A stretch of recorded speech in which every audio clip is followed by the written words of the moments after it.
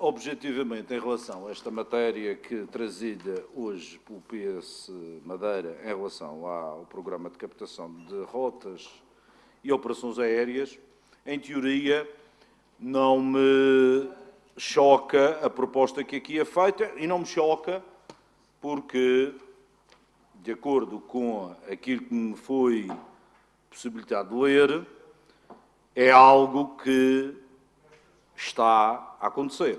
Mas antes de ir a esse assunto, eu gostava de discutir, abordar aqui 2 ou 3 questões. Em primeiro lugar, como disse o Sr. Deputado Ricardo Loma, o turismo na Madeira, e não é possível fugir às estatísticas e fugir aos factos, o turismo da Madeira vinha, depois de ter atingido os números recorde de sempre nos diferentes indicadores deste setor, estava a sofrer alguns decréscimos em alguns desses mesmos indicadores. As questões relativas a essa situação, as causas relativas que provocaram essa situação, são várias. Desde a questão, a famigerada questão da inoperacionalidade do aeroporto, que em 2019 teve o acolhimento por parte da entidade responsável pelos investimentos necessários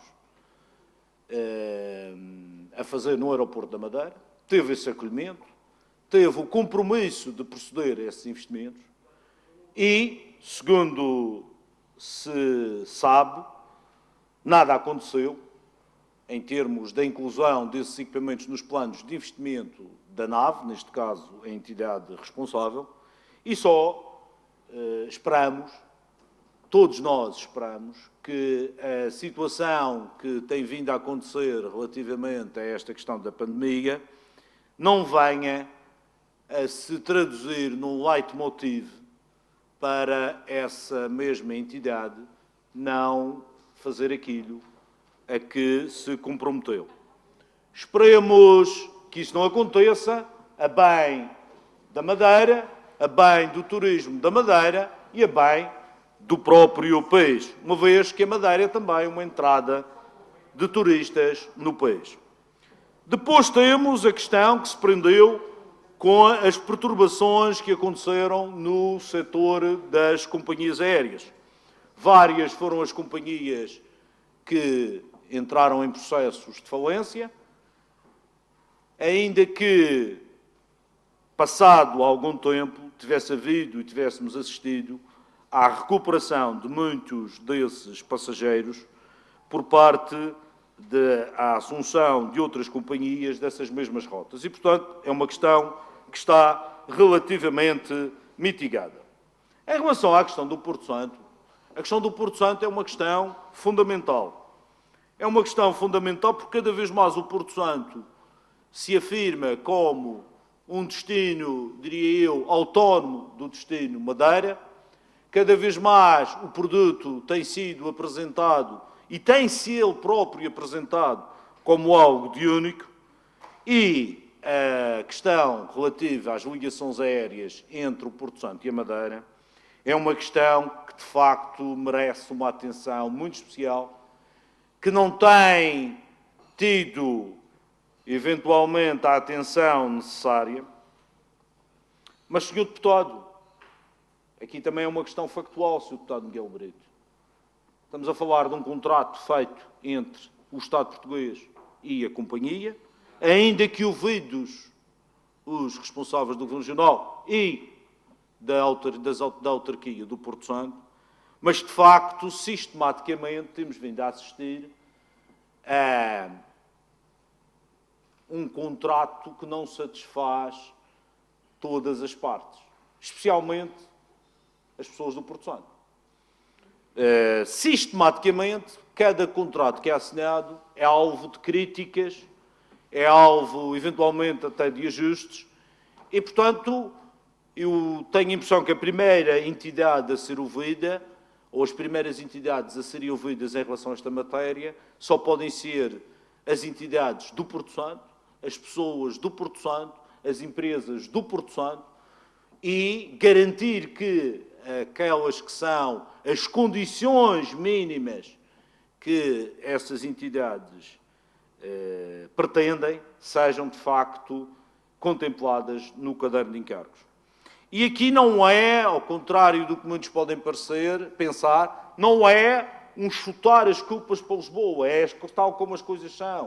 O contrato é estabelecido entre a República e a entidade e o concessionário, ou o detentor do contrato, e, portanto, é nessa área, nessa dinâmica que temos que atuar. Em relação a esta proposta, importa também que as pessoas tenham a percepção e o conhecimento de como é que o turismo em Portugal é gerido. E há um documento que é um documento fundamental no que diz respeito ao turismo do país inteiro. É o documento que leva o nome de Estratégia para o Turismo de Portugal, documento elaborado pelo Turismo de Portugal e que foi alvo de uma resolução do Conselho de Ministros de 2017. E esse documento determina e define a forma como a gestão do turismo deve ser feita. E no que diz respeito à gestão dos programas, quer de captação de rotas, quer de incentivos, está lá tudo definido. É por isso que o Turismo de Portugal tem um programa específico de captação de rotas, que já foi aqui referido pelo Sr. Deputado Sérgio Gonçalves, programa VIP.pt, em que há uma ligação entre o Turismo de Portugal, as regiões de turismo e a entidade concessionária dos aeroportos, no sentido de promover a captação de rotas e a aplicação desse programa de incentivos. Mas ainda existem outras 3 vertentes que estão contempladas nessa mesma estratégia, que têm a ver, em primeiro lugar, com o programa de incentivos que a própria ANA tem e que se refere a questões como o objetivo de crescimento do tráfego aéreo nos aeroportos, incentivando esse mesmo crescimento nas rotas e nas operações já existentes e na abertura de novas frequências e novas rotas. A própria ANA tem o seu próprio programa de incentivos ou baseamento de aviões que contempla também os aeroportos da região autónoma da Madeira. E, ao nível regional, temos aquilo que o Sr. Deputado Sérgio Gonçalves bem referiu, que é a questão das campanhas de co-branding, no sentido de utilizar um instrumento de marketing como forma de fidelizar os clientes. Mais do que fidelizar o operador, mais do que trabalhar com o intermediário, mais do que trabalhar com as companhias aéreas, é a realização de campanhas de promoção que levem à fidelização do consumidor final, neste caso do cliente. E, portanto, a proposta do Partido Socialista vem na linha daquilo que está definido na estratégia do turismo de Portugal, na estratégia que é definida para o próprio país, para todas as regiões de turismo do país, embora aqui, eventualmente, num prazo e num período de revisão da própria estratégia do turismo, possa existir aqui alterações que vá ao encontro de outras estratégias que, eventualmente, autonomizem o papel das regiões de turismo. E, portanto, o final do projeto de resolução do Partido Socialista diz exatamente isso. Diz exatamente que tudo isto tem de ser feito em perfeita simbiose e em perfeita ligação entre Turismo de Portugal, regiões de turismo e a ANA, Aeroportos de Portugal, e eu diria mesmo, até provendo as intenções que existem por parte do Governo português, de ter um papel mais dinâmico e interventivo na TAP, porque não também utilizar a Companhia Aérea Nacional. Muito obrigado. Deputado Miguel Brito, provavelmente o Sr. Deputado, nós não nos conhecíamos pessoalmente, o Sr. Deputado eventualmente conhecíamos de vista, Agora, eu não acredito que o Sr. Deputado tenha sofrido uma lavagem cerebral contra mim. Sr. Deputado, não olhe para mim como um inimigo do Porto Santo. Olhe para mim como alguém que vai ao Porto Santo há quase 50 anos. E aquilo que eu quis dizer, Sr. Deputado, quando falei da autonomia, Sr. Deputado, é o facto do Porto Santo, dadas as suas características, dados os investimentos, quer públicos, quer privados, que foram feitos, tem-se afirmado de forma autónoma em relação à Madeira. E não me choca que o próprio Porto Santo tenha a sua estratégia em termos de turismo autónomo, uma estratégia autónoma, Sr. Deputado. Não tem nada a ver com autonomia de poderes, nem autonomia de separação em relação à Madeira, não tem nada a ver com isso. Tem a ver com aquilo que o Porto Santo foi capaz de fazer ao longo destes anos, graças à sua população, graças aos investimentos públicos que foram feitos, graças aos investimentos privados que foram feitos, e ao reconhecimento que tem tido nos próprios mercados internacionais.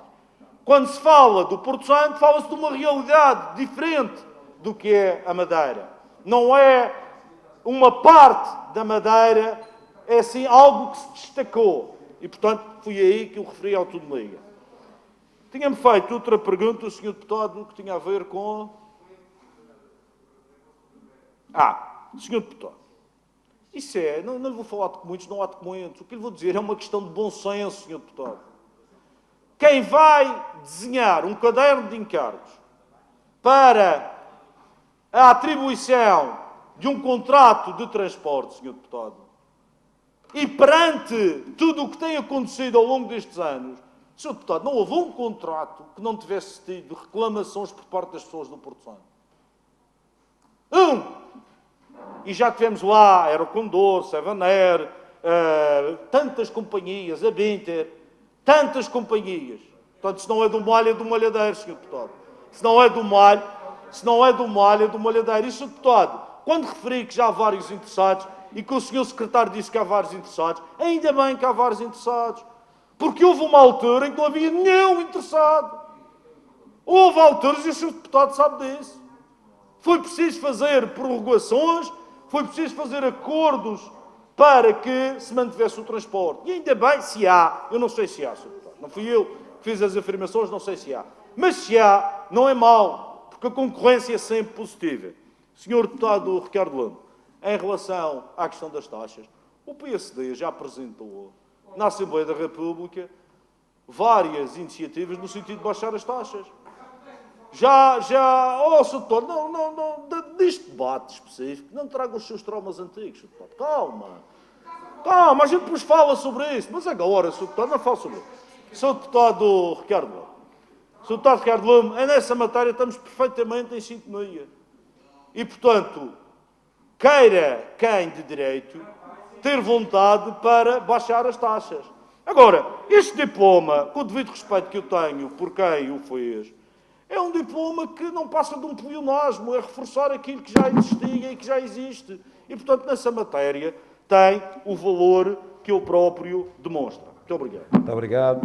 Deputado Carlos Rodrigues, do PSD, para uma intervenção. Muito obrigado, Sr. Presidente, senhoras e senhores deputados. Sr. Deputado Sérgio Gonçalves, em relação àquilo que afirmou, é verdade, eu próprio tive a oportunidade de consultar a Promotur e a página da Promotur em Canárias e, de facto, eles com 3,5 milhões de euros lançaram diversos concursos para incentivar várias rotas, uma média de 150, 140 mil euros por cada uma dessas rotas. Eu tenho essa lista também, Sr. Deputado, mas também deixe-me que lhe diga que até agora, e provavelmente por via desta situação da pandemia, os resultados foram ainda zero. Mas tudo bem, mas isto não tem nada a ver com a iniciativa, tem a ver com as circunstâncias. E, Sr. Deputado, em relação aos Açores, o exemplo que me citou dos Açores tem a ver com a forma como o turismo é gerido em Portugal. Não sei se bem, se mal, mas há uma estratégia de turismo que foi aprovada. Essa estratégia de turismo consagra várias formas de apoio. E uma das formas de apoio, no que diz respeito à captação de novas rotas, tem a ver com o turismo de Portugal, com a interligação que o turismo de Portugal faz com as regiões de turismo e com os aeroportos, neste caso com o concessionário ANA. E a situação dos Açores para atrair a Ryanair, o Sr. Deputado sabe perfeitamente. Foi um apoio do turismo de Portugal dado à Câmara de Comércio de Angra, que por sua vez, a Câmara de Comércio da Ilha Terceira, se não me engano, que por sua vez fez o apoio à vinda da linha da Ryanair. Todos nós sabemos que há aqui uma intervenção direta do turismo de Portugal, Sr. Deputado, que no caso da Madeira não existiu. E, Sr. Deputado Sérgio Gonçalves, agora vamos discutir um pedacinho de marketing nestes 27 segundos. O Sr. Deputado diz que as campanhas de marketing e de co-branding são campanhas reativas. Sr. Deputado, elas são reativas conforme forem feitas. Porque eu posso ter uma campanha de fidelização de um cliente sobre rotas já existentes que suscita o aumento da procura por parte do cliente. Mas também posso fazer as mesmas campanhas em mercados que ainda não emitem, mas suscitar a vontade de que eles venham à Madeira aproveitando os recursos existentes. Sr. Deputado, não são campanhas reativas. Elas são reativas consoante a forma como são criadas, desenhadas e construídas. Eu posso ter uma campanha de co-branding e de marketing que seja ela própria dinamizadora de mais procura e não de sedimentação de procura existente, consolidação de procura existente. E o Sr. Deputado sabe perfeitamente disto. E, portanto, queremos mudar a forma de fazer as coisas, muito bem, Sr. Deputado. Mas também digo-lhe uma coisa, vamos fazer com a ajuda de todos. Porque, como há pouco disse no período antes da ordem do dia, Canárias já recebeu do Governo de Espanha, só em duas componentes relativas ao turismo, uma de promoção de novas rotas e outra de isenção de taxas aeroportuárias, 35 milhões de euros. Sr. Deputado, peço que conclua. 35 milhões de euros. 10% disso são 3,5 milhões de euros, que provavelmente serviria para fazer algo como o Canárias está a fazer. Muito obrigado. Obrigado.